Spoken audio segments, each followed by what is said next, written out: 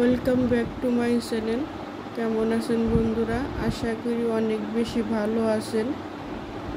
যে যেখানে বসে আমার এই ভিডিও দেখছেন, আজকে পুরো ভিডিওতেই বোয়া ভাত নিয়ে আর কি ভিডিওটি করা। কয়েক রকম ভর্তা দিয়ে এই ভাত এক এক অঞ্চলে এক এক নামে আর কি পরিচিত। কেউ বোয়া ভাত বলে, কেউ খুদের ভাত বলে। এগুলো থানকুনি পাতা আমার ছাদ বাগান থেকে তুললাম, অনেকগুলো পাতাই হইল। এই পাতার গুণাগুণ তো সবাই জানে।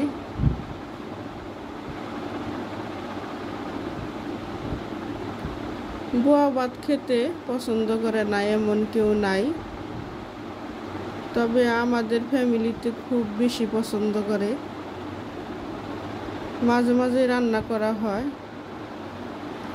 যেদিন রান্না করি ওদিনকে তো সকালে একটু বেশি করে রান্না করা হয়। কয়েক রকম ভর্তা দিয়ে খুদের ভাত খেয়ে যার যার মতো উল্টা পাল্টা হয়ে ঘুমিয়ে পড়ে। দুপুরে রান্নার কথা তেমন খেয়ালও হয় না। যতটুকু খুদের ভাত থাকে দুপুরে আবার খেয়ে নেয়, রাত্রের দিকে রান্না করা হয়।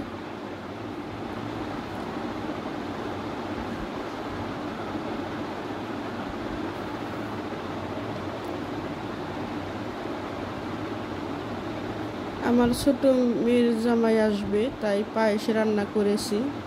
এখন একটু সুন্দর জন্য বাদাম এবং কিশমিশ দিয়ে নিলাম।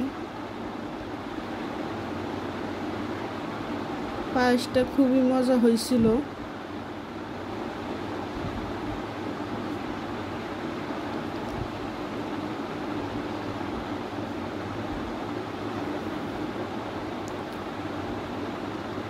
মুখে লেগে থাকার মতো পায়েস হয়েছিল। শুধু দুধ দিয়ে রান্না করেছিলাম, এর মধ্যে কোনো পানি ব্যবহার করি নাই।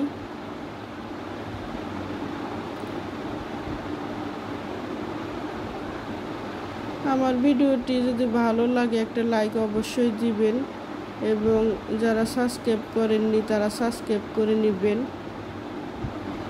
এইটা অন্য দিন ছিল, এটা আমার বড় মেয়ে আসবে, এই জন্য কিছু খুদের ভাত রান্না করে আমার এক আত্মীয় পাঠিয়েছিল।